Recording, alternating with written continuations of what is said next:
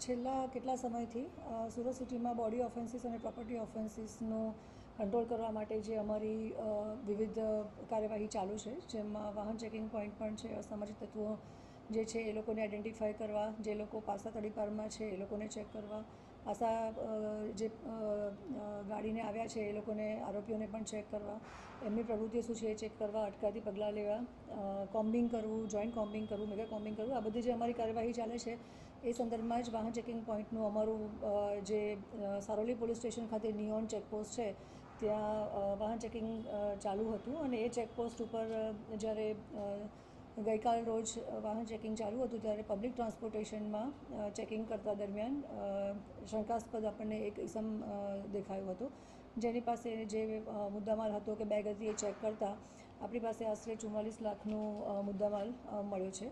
આ જે વ્યક્તિ છે જેને શંકાસ્પદ ઇસમ હતો એની પ્રાથમિક પૂછપરછ કરતાં જાણવા મળ્યું છે કે એનું નામ છે કમલજીતસિંહ ઉર્ફે શનિસિંહ બગ્ગુ, જે મહારાષ્ટ્ર મુંબઈનો રહેવાસી છે. અગાઉ એના મુંબઈમાં 7 જેટલા ગુનાઓ દાખલ થયેલા છે. 2017થી એ આ પ્રકારની નાની મોટી ચોરીઓ કરે જ છે અને 4 નવા પણ ગુના દાખલ થયા છે, જેની એફઆઈઆરની કોપી અને ફરિયાદની કોપી પણ અત્રેની કચેરીથી મેળવવામાં આવેલ છે. એની જે બેન છે, અમારી પ્રાથમિક ઇન્કવાયરી જે થઈ અને ત્યાંના પોલીસ સાથે પણ અમારે મુંબઈના પોલીસ ઓફિસર સાથે વાત કરતાં ખબર પડી કે એમનું ફેમિલી અને એમની બેન પણ આ જ પ્રકારની ચોરીની કામમાં સંડોવાયેલી છે.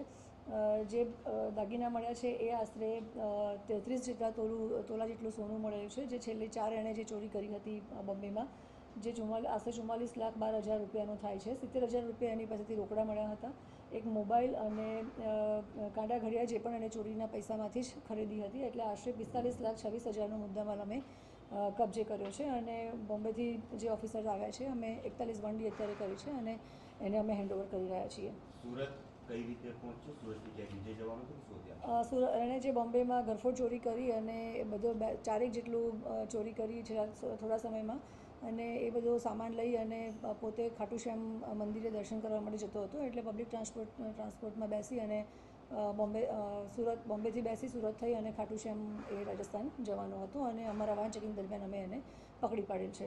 કઈ રીતે ટાર્ગેટ કરતો હતો લોકોને?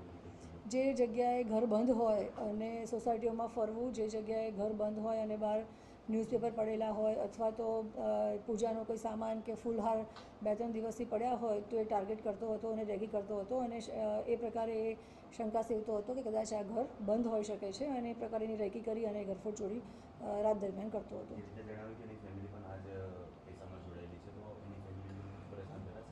અત્યારે અમે 41 વંડી કરી છે અને બોમ્બે પોલીસને સોંપીએ છીએ. અમારા ઇન્વેસ્ટિગેશન્સમાં જેટલું હજી આગળ નીકળશે એ પ્રકારે અમે આગળ પૂછપરછ કરીશું અને આગળની કાર્યવાહી પણ કરીશું.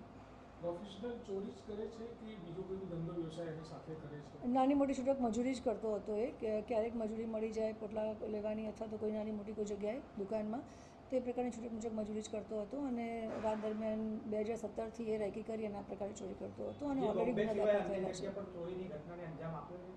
અમારી પાસે અત્યારે પ્રાથમિક ઇન્કવાયરીમાં બોમ્બેમાં જ જે ગુનાઓ દાખલ થયા છે એની જ અમારી પાસે માહિતી છે. એમાં maximum MHB colony police station જે છે બૃહદ મુંબઈ, એમાં ગુના દાખલ થયેલા છે.